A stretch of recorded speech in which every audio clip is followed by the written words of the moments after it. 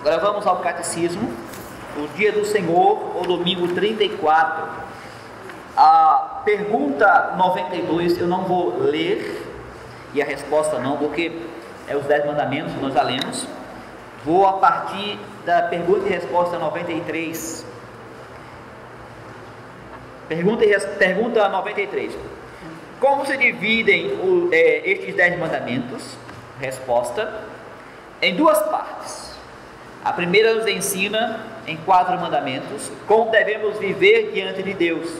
A segunda nos ensina, em 6 mandamentos, as nossas obrigações para com o nosso próximo. Pergunta 94. O que Deus ordena no primeiro mandamento? Resposta: primeiro, para não perder minha salvação, devo evitar e fugir de toda idolatria, feitiçaria, adivinhação e superstição. Também não posso invocar os santos ou outras criaturas. Segundo, devo reconhecer devidamente o único e verdadeiro Deus, confiar somente nele, me submeter somente a ele com toda humildade e paciência. Devo amar, temer e honrar a Deus de todo o coração e esperar todo o bem somente dele.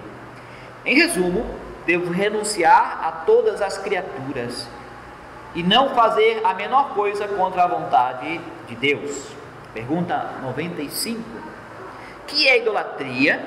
Resposta: idolatria é inventar ou ter alguma coisa em que se deposite confiança em lugar ou ao lado do único e verdadeiro Deus que se revelou em sua palavra.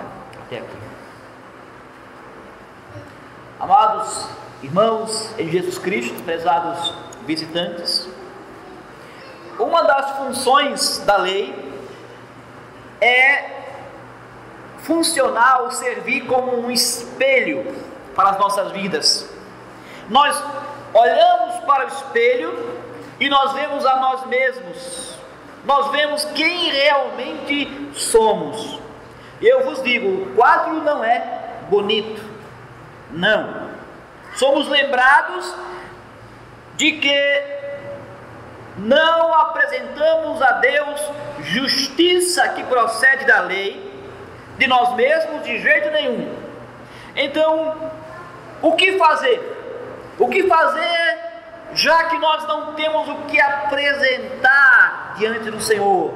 Já que nós não podemos cumprir, satisfazer as exigências da lei de Deus? A resposta é fugir para Cristo. É a solução. Toda vez que a lei aponta o dedo para nós, devemos nos voltar ao nosso Senhor e Salvador pela fé, ou com fé. Nós descansamos nele, nós confiamos no trabalho perfeito que ele fez em nosso favor. Chegamos diante de Deus, pedimos-lhe para que nos perdoe por causa da morte, do sacrifício de Cristo. Pedimos-lhe para que não veja os nossos pecados, mas que a justiça, a santidade perfeita de Cristo em nosso favor seja aquilo que Deus vê quando olha para nós. A boa notícia é que Deus ouve nossa petição, Ele nos perdoa dos nossos pecados. A boa notícia é que Deus nos concede a justiça de Cristo, para que nós nunca entremos em condenação. Ele fez isso por você, Ele faz isso por você e por mim. Além disso, quando se trata do primeiro mandamento, por meio do sofrimento e da morte de Cristo, nós somos perdoados, inclusive, da idolatria. O nosso Senhor Jesus Cristo, Ele viveu uma vida perfeita. Ele não adorou a ídolos. Ele nunca teve a menor inclinação para fazê-lo em seu coração. O Evangelho nos diz que a justiça perfeita de Cristo é nossa justiça. Nós temos um Salvador completo, que nos dá a posição de perfeitamente justos diante de Deus. Irmãos, quando se trata de nossa redenção, a resposta é Jesus Cristo. A resposta é aquela em que Ele deu na cruz. Ele disse: está consumado, está feito. A grande obra de justificação está realizada. Nós não precisamos duvidar disso, questionar isso, mas sim descansar, confiar em Jesus, na sua obra. Ele está nos céus, garantindo isso, e Ele nos diz que nós também iremos para estarmos com Ele quando Ele voltar. Através da fé, nós estamos unidos a Cristo. O Evangelho anuncia que você está perdoado dos seus pecados. Como nós temos aprendido, a fé dá frutos. A união com Cristo significa que nossas vidas começam a refletir cada vez mais a vida de Cristo. As suas prioridades serão cada vez mais as nossas prioridades. A redenção nos leva também a uma outra função da lei, não só apresentar a nossa realidade, mostrar quem nós somos, mas também a lei nos mostra como viver em união com Cristo. Nos mostra como um cristão deve viver no amor e na gratidão a Cristo. A lei começa com o primeiro mandamento.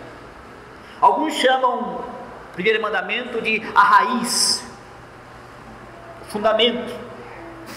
E este mandamento é sobre o amor de Deus. Quando nosso Senhor Jesus, Ele resumiu a lei, como nós podemos ver em Mateus capítulo 22, 37 a 40, na primeira parte nós temos aquilo que Deuteronômio capítulo 6 nos diz: amarás o Senhor teu Deus de todo o teu coração, de toda a tua alma e de todo o teu entendimento ou mente. E assim, podemos dizer que este primeiro mandamento resume uma parte quando se fala, ou que se fala sobre amar a Deus. Este mandamento, ele trata daquilo que está em nosso coração. O nosso coração está realmente comprometido com Deus. A nossa atenção, devoção é somente a Ele. É sobre isso que o mandamento quer dizer. Nessa manhã nós vamos analisar o primeiro mandamento, o que ele tem influência em nossas vidas. Vamos ouvir que o primeiro mandamento e o amor a Deus expulsa os ídolos.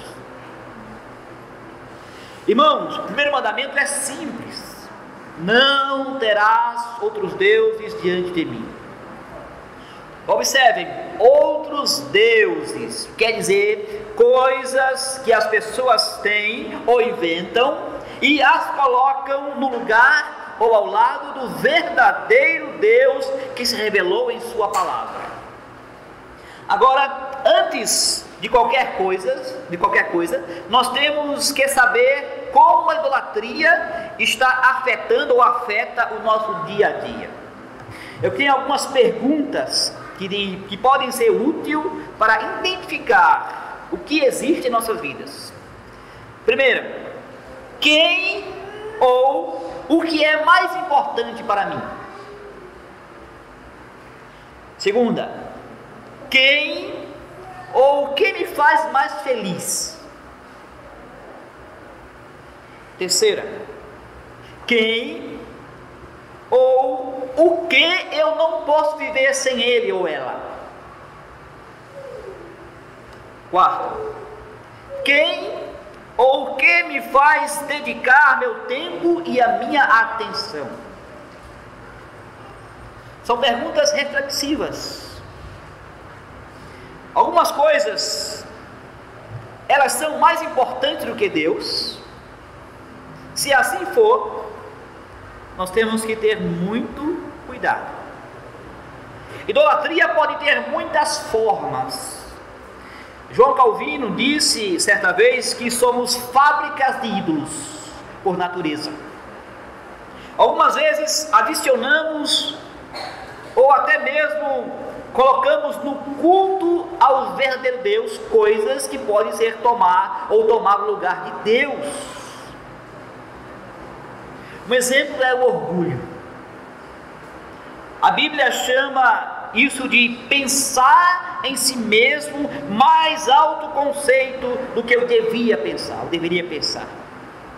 O orgulho, irmãos, pode ser sim um objeto de adoração, idolatria, idolatrando o eu. Se tivermos que elaborar respostas às perguntas que eu mencionei, o orgulho nos levaria a responder da seguinte forma: eu sou o mais importante em minha vida. A minha autoestima, os meus sentimentos é o que realmente importa. Felicidade para mim é o que eu mais quero em minha vida. Eu fico mais feliz quando eu sou o centro das atenções, quando eu estou recebendo elogios que eu mereço. O meu dinheiro é gasto comigo mesmo. Fui eu que ganhei, eu conquistei. O meu tempo livre eu gasto é comigo mesmo. Eu mereço. Irmãos, se nós formos analisarmos, uma análise lá profundamente em nosso coração, nós vamos perceber que nem sempre nós somos pessoas tão humildes como deveríamos ser. Então nós reconhecemos que a idolatria é algo pecaminoso, nos torna pessoas tolas. Isaías 44 expõe a loucura da idolatria. É Deus que está falando. Ele descreve o homem que corta uma árvore, com alguns troncos ele usa para lenha, com outros ele fabrica o ídolo. E eu digo, isso é tolice, é irracionalidade. O que nós encontramos em Isaías 44 é algo tolo. Como é que alguém se presta a fazer tal coisa? O que é exposto aqui, irmãos, mostra muitas vezes o que o homem coloca a sua vida e a sua confiança. No Novo Testamento nós temos o pecado da sedução, que pode também tornar-se, ou que é um pecado de idolatria. O pecado mente para nós. Quando nós fabricamos ídolos, achamos tão difícil dizer, essas coisas estão grudadas em nosso coração, é uma mentira. Não, nós achamos e queremos crer que isso é bom, isso é verdade. E por que nós não dizemos logo, esse ídolo não me pode salvar, não pode fazer nada de bom para mim? Irmãos, o pecado é o engano. O pecado é algo que nos faz de tolo, de bobos. Assim, a morte da velha natureza significa reconhecermos os nossos falsos amores, reconhecermos que os nossos corações foram feitos para amar a Deus e não as coisas que nós inventamos e as coisas que nós colocamos para que sejam objetos da nossa atenção. O apóstolo Paulo diz no versículo 14, 1 Coríntios 10, fugir da idolatria. É isso mesmo, irmãos, fugir dela. Olhe para o amor de Deus. Deus até mesmo tem misericórdia dos idólatras como nós. No versículo 22 ele diz, de Isaías 44, ele diz: desfaço as tuas transgressões como a névoa, e os teus pecados como nuvem. Torna-te para mim, porque eu te remi. Ele reafirma o seu amor, o seu perdão, a redenção, com base nisso, em suas palavras. Ele anuncia o seu amor e o seu retorno a Ele. Como não amar, depois que Ele cumpriu isso em Cristo? Não que nós tenhamos amado a Deus primeiro, mas Ele nos amou, e nosso amor vai refletir em nosso fugir, evitar as formas de idolatria. É a morte da velha natureza, que nós temos que passar dia a dia por isso. Este amor também, irmãos, revela-se na vinda para a vida da nova natureza. Imagine um amor onde nada ou ninguém podia ficar no caminho. Mas para o cristão, com a ajuda do Espírito Santo e da palavra, podemos apontar nosso amor na direção certa. E podemos ver que este amor se desenvolve. É o tipo de amor que o catecismo está falando em final de pergunta e resposta 94, quando ele fala que devo renunciar a todas as criaturas e não fazer a menor coisa contra a vontade de Deus. O Senhor Jesus nos ensinou esse tipo de amor e compromisso com Ele. Pensem em Mateus capítulo 10, versículo 37, que diz: quem ama a seu pai ou a sua mãe mais do que a mim, não é digno de mim. Quem ama a seu filho ou a sua filha mais do que a mim, não é digno de mim. Os pais podem se tornar ídolos. Os filhos podem se tornar ídolos. Há espaço apenas para um no trono. Que esse seja Deus. Se você não reconhece quem deve estar no trono, pode ser que o seu problema seja muito sério e terá consequências graves. No entanto, aqueles que estão unidos a Cristo, eles devem dizer que Deus é o Rei, o Senhor de suas vidas. E sua vida deve refletir esta realidade, deve refletir a sua confissão. Através de Cristo nós temos a alegria sincera em Deus. Nós sabemos que através de Cristo nós temos paz com Deus.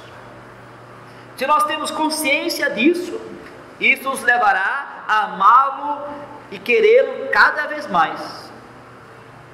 Nós aprenderemos mais e mais em nos deliciarmos em saber a vontade de Deus e fazer estar sob a vontade de Deus. Quando se trata do primeiro mandamento, este se desenvolve de várias maneiras. Eu quero dar alguns exemplos. Primeiro de tudo, devemos reconhecer que existe o único e verdadeiro Deus a quem devemos servir. Eu quero voltar a Isaías 44, agora o versículo 6 a 8, que destaca: eu sou o primeiro e eu sou o último, além de mim não há Deus. Há Deus além de Deus, verdadeiro e único? Não há outro fundamento, não há outra rocha que eu conheça. Irmãos, o nosso objetivo é conhecer melhor a esse Deus por meio da sua palavra. Em sua palavra nós o conhecemos, o que significa que não só sabemos quem Ele é, mas mantemos um relacionamento saudável com Ele. confiamos somente nele, tememos, honramos com humildade e paciência a ele, esperamos dele somente todas as coisas. Irmãos, é fácil ficar desanimado com esse mandamento, não é? O amor de Deus, de todo o coração, toda a alma, de toda a força, entendimento, é algo muito alto. Nós o amamos aqui na igreja, enquanto nós estamos cantando salmos, hinos.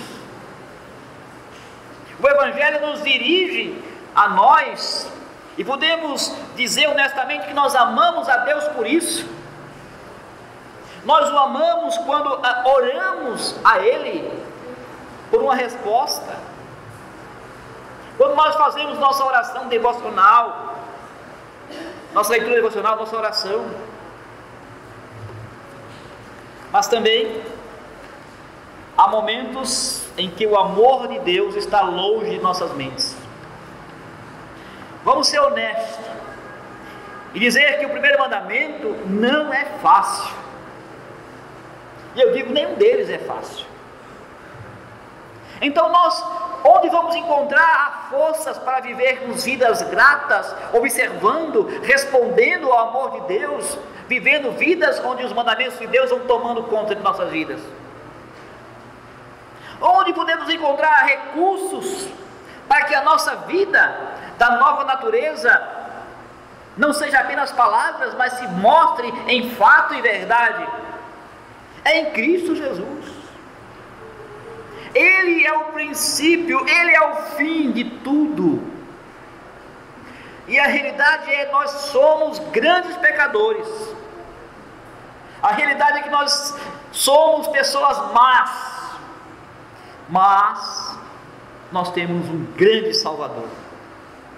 Temos grande fraqueza, ou grandes fraquezas, mas Ele, Cristo, tem grande força.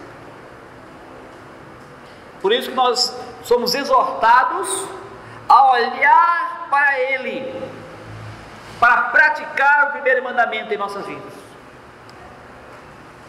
Se quisermos amar a Deus e amá-lo da forma mais consistente, nós temos que olhar para Cristo. Mas a pergunta é, como fazer isso? A palavra de Deus é o meio pelo qual o Espírito Santo trabalha e fortalece a nossa fé. Precisamos da palavra de Cristo para que possamos confiar mais e mais nele. Devemos ouvir a palavra, ler a palavra, orar a palavra de Deus.